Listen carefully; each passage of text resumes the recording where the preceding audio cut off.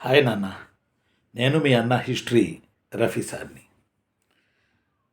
ఈరోజు మీకు కొంతమంది విజేతల్ని పరిచయం చేస్తాను. వాళ్ళు ఎలా విన్ అయ్యారో పోటీ పరీక్షల్లో జస్ట్ ఒక 10 నిమిషాల వీడియో మీరు వినండి. ఆ క్వాలిటీస్ మనలో మనం మౌళ్ళు చేసుకుంటే పోటీ పరీక్షల్లో విన్ అవ్వడం పెద్ద కష్టమైనటువంటి విషయం కాదు. ఫస్ట్ భాస్కర్. సార్ నేను మీ ఇన్స్టిట్యూట్లో జాయిన్ అవుతాను సార్ ప్లీజ్ సార్, కానీ నేను ఫీజు ఇవ్వలేను సార్. జాయిన్ అవుతాను సార్, నాలో కసి ఉంది సార్. నేను ఉస్మాన్ యూనివర్సిటీ నుంచి వస్తున్నాను సార్. నేను చాలా పూర్ సార్. మాకు మా అమ్మ నాన్న కూలికి వెళ్తే కానీ గడవదు సార్. నేను ఖచ్చితంగా జాబ్ కొడతాను సార్. ప్లీజ్ సార్, ఒక్క అడ్మిషన్ సార్, నేను ఫీజు కట్టలేను సార్. నేను జాబ్ అయితే కొడతాను సార్. ఈ మాట చెప్పేటప్పుడు అతని కళ్ళల్లో ఒక మెరుపుని గమనించాను నేను.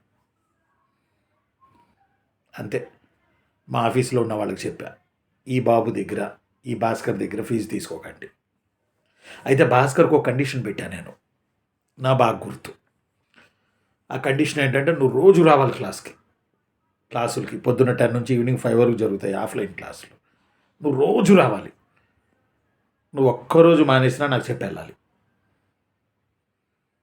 అంటే ఇతనిలో ఎంత ఉంది కసి అనేది నాకు కావాలి. నిజంగా ఒక్క 2 రోజులు మానేసాడేమో 3 నెలల కోచింగ్లో, అది కూడా నాకు చెప్పి. అసలు నేనేంటంటే ఇతనిలో ఎంత ఉంది నాలెడ్జి, పట్టుదల ఎంత ఉందని చూడాలని కసి మీద చదివాడరా.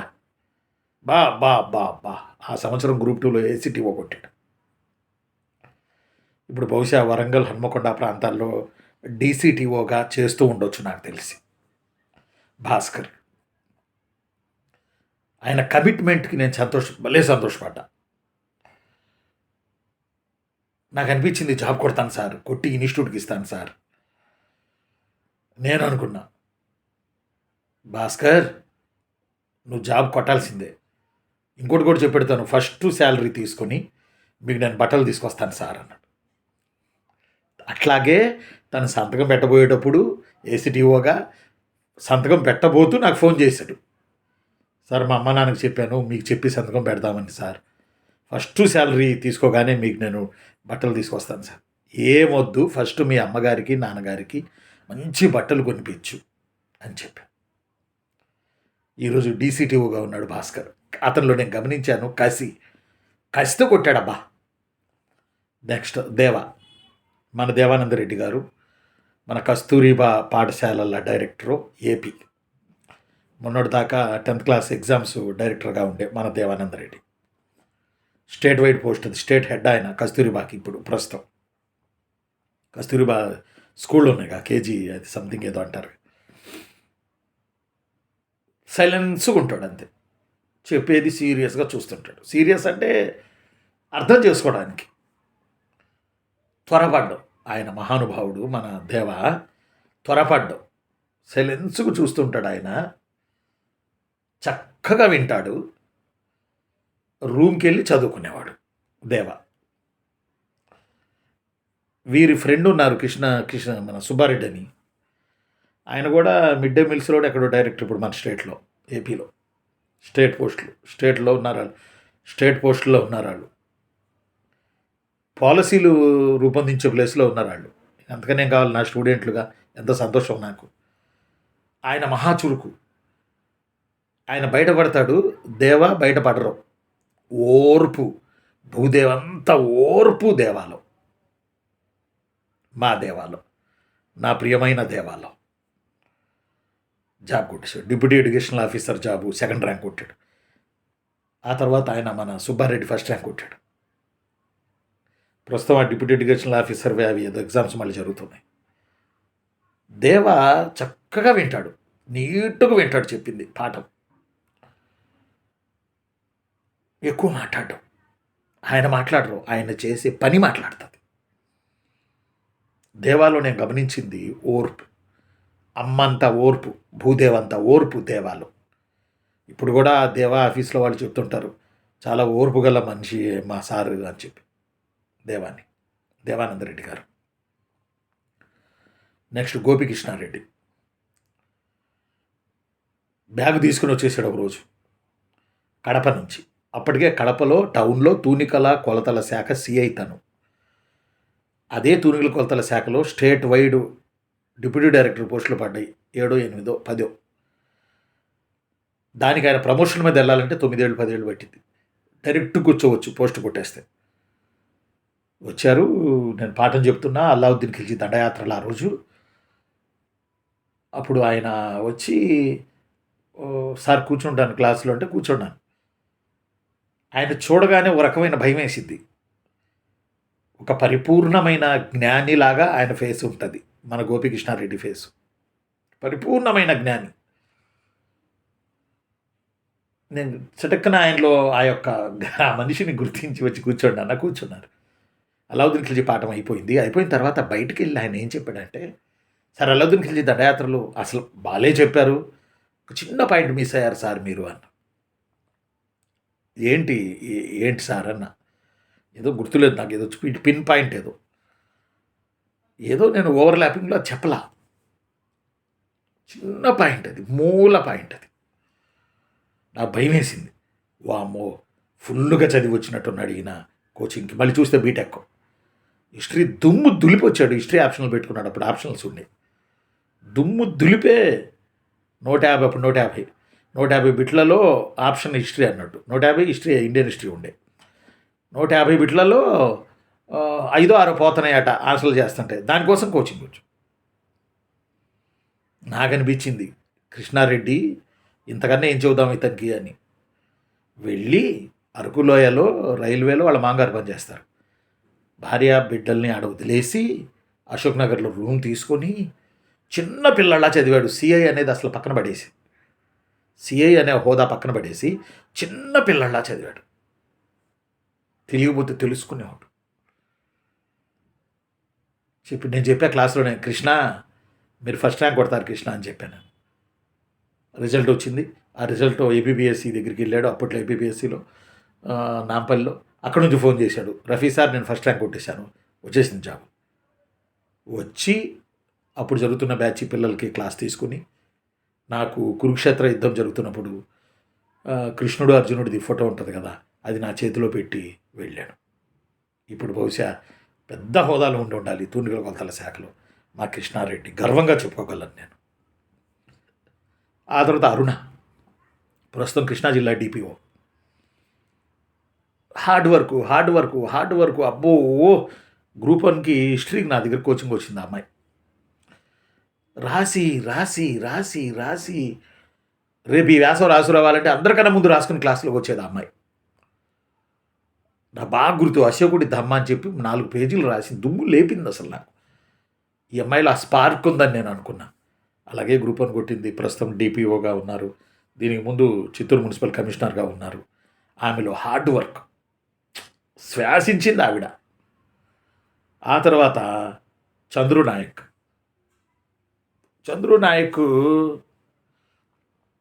ఇప్పుడు మేము కొన్నాళ్ళు ఎస్ఐ కూడా కోచింగ్ ఇచ్చాం. చంద్రు నాయక్లో విచిత్రం ఏంటంటే, ఒకరోజు సడన్గా ఎస్ఐ డ్రెస్ వేసుకుని క్లాస్కి వచ్చేసాడు. కుట్టించుకున్న డ్రెస్సు. అంత ఇష్టం అతనికి. అందరూ క్లాస్లో కొద్దిగా నవ్వారు, నేను కూడా కొంచెం అట్లా. కానీ ఆ కసి ఉంది, ఆ కసి. ప్రస్తుతం ఆయన సిఐ హోదాలో ఉన్నారు, ఇంకా పై హోదాలోనే ఉండొచ్చు సిటీలో, హైదరాబాద్ సిటీలో. డ్రెస్ వేసుకుని వచ్చేసాడు ఆయన. కసి, ఆ ఉత్సాహం, ఆ స్ఫూర్తి, ఆ ఉత్సుకత.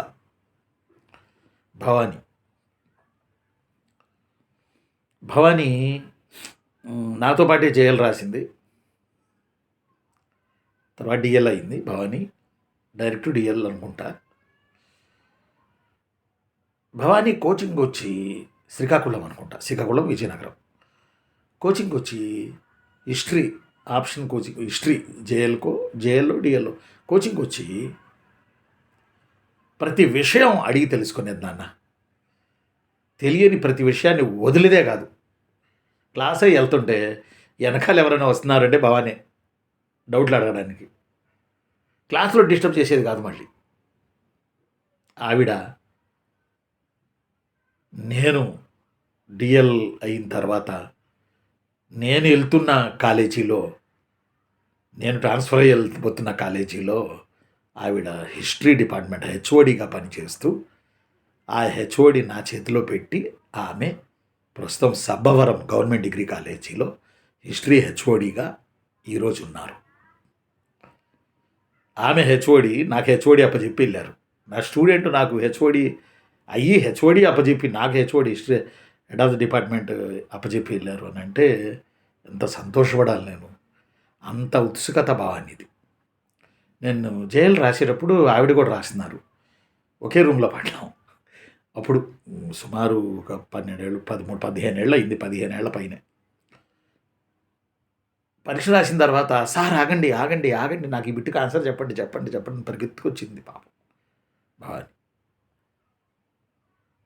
అలానే మన హరికృష్ణ జనరల్ స్టడీస్కి వచ్చాడు మన దగ్గర కోచింగ్కి. ఒక ఫిజిక్స్ ఆయన ఉండేవాడు. ఆయన అంతగా చెప్పేవాడు కాదు. హరికృష్ణకి నచ్చేది కాదు. ఇదేంటి సార్ అని చెప్పి ఆ బయటకు వచ్చి కూర్చునేవాడు. క్లాస్ కూడా వినేవాడు కాదు. అలిగేవాడు. బాగా అలుగుతాడు హరికృష్ణ. లేదు హరికృష్ణ రా హరి కూర్చో నాన్న నేను చెప్తాగా కూర్చోదా. క్యాంపస్ నుంచి వచ్చేవాడు ఒయ్యి నుంచి. ఆ తర్వాత హరి జేఎల్ అయ్యారు, డిఎల్ అయ్యారు. తర్వాత విన్నర్స్ పబ్లికేషన్ పెట్టింది మన హరికృష్ణే. ప్రస్తుతం ఎమ్మెల్సీకి పోటీకి దిగబోతున్నారు. మన ఆదిలాబాద్ ఆ ఏరియాలో గ్రాడ్యుయేట్ ఎమ్మెల్సీకి హరికృష్ణ. తను మన స్టూడెంట్. నేను టైం లేదు కానీ అప్పటికే 12 నిమిషాలు అయిపోయింది. వీళ్ళందరిలో ఏం గమనించాను? కసి, ఓర్పు, నిజాయితీగా కష్టపడతాం, హార్డ్ వర్క్, స్ఫూర్తి, ఉత్సుకత, ఉత్సాహం, సబ్జెక్ట్ ప్రిపరేషన్లో రాజీ పడకపోవడం. ఈ క్యారెక్టర్స్ తోటి వీళ్ళు జాబులు కొట్టారు. 6 కాదు సుమా, కొన్ని వేల మంది. కొంతమంది ముద్రేసి వెళ్తారు కదా గట్టిగా. ఒక 200 మంది, ఒక 150 మంది ముద్రేసి ఉన్నారు. నాకు పేర్లు రాసుకుని ఉన్నా. వాళ్ళల్లో మచ్చుగా ఒక 6 గురించి ఈరోజు నేను మీకు చెప్పాను. ఫర్ ఎగ్జాంపుల్ భాస్కర్లో కసి, దేవాలో ఓర్పు, మన దేవానంద రెడ్డి గారిలో ఓర్పు, గోపికృష్ణారెడ్డి గారిలో సబ్జెక్ట్ ఉత్సుకత, దెన్ అరుణలో హార్డ్ వర్క్, చంద్రునాయక్లో స్ఫూర్తి, భవానీలో ఉత్సుకత ఉత్సాహం, అలానే మన హరికృష్ణలో రాజీ పడకపోవడం సబ్జెక్ట్ విషయంలో. ఇలాంటి ఫీచర్స్ ఉంటే ఉద్యోగం ఏంటి, ర్యాంకు కొట్టచ్చు. ఈ లక్షణాలు మీలో ఉన్నాయా? ఒకసారి చెక్ చేసుకోండి. ఉండనా? నేను మీ అన్న హిస్టరీ రఫీ సార్ని. విజేతలు ఎలా ఉంటారంటే ఇలా ఉంటారు. ఈ విజేతల్లో నేను భాస్కర్ని జాబ్ కొడతాడని పసిగట్టాను, దేవాన్ని పసిగట్టాను, గోపికృష్ణని పసిగట్టాను, అరుణాన్ని పసిగట్టాను, దెన్ చంద్రునాయక్ని పసిగట్టాను, భవానీని పసిగట్టాను, హరికృష్ణని పసిగట్టాను. ముందే తెలిసిపోద్ది. 25 ఏళ్ళ నుంచి ఉన్నాం కదా లైన్ మీద, తెలిసిపోద్ది మనకి స్పార్క్ అది. కాకపోతే పెద్ద వాళ్ళకి ప్లస్ ఏంటంటే ఇంత సోషల్ మీడియా లేదు. ఇప్పుడు మీకు మైనస్ ఏంటంటే సోషల్ మీడియా ఎక్కువైపోయింది. ఇది ఉంటాను నాన్న. బాయ్ రా. Thank you. మళ్ళీ కలుసుకున్నప్పుడు మళ్ళీ చెప్తాను. ఒక్కసారి వీళ్ళను వినండి, స్ఫూర్తి పొందండి. కొట్టడంతే దీని అబ్బా జాబు.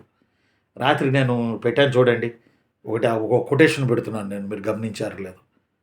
ఒక కొటేషన్, మంచి కొటేషన్లతో నా ఫోటోతో కొటేషన్లు పెడుతున్నాను, మీరు గమనించారా? మంచి మంచి ఇంపార్టెంట్ కొటేషన్స్ నేను పెడతా ఉన్నాను. చాలా చాలా ఇంపార్టెంట్ కొటేషన్స్ పెడుతున్నా. మీరు కష్టపడండి, మీరు బాధపడకండి. మనకన్నా మరో బలమైన శక్తి రేపటి రోజున మన కొరకు ఈ రోజు నుంచే పనిచేస్తుంది. ఇది గమనించండి మన విజయానికి. ఉండనా తమ్ముళ్ళు చెల్లెళ్ళు, పండగలు అయిపోయినాయి, నేను చదవాల్సిందే. ఉండరా. బాయ్ చిన్నమ్మ, బాయ్ రా.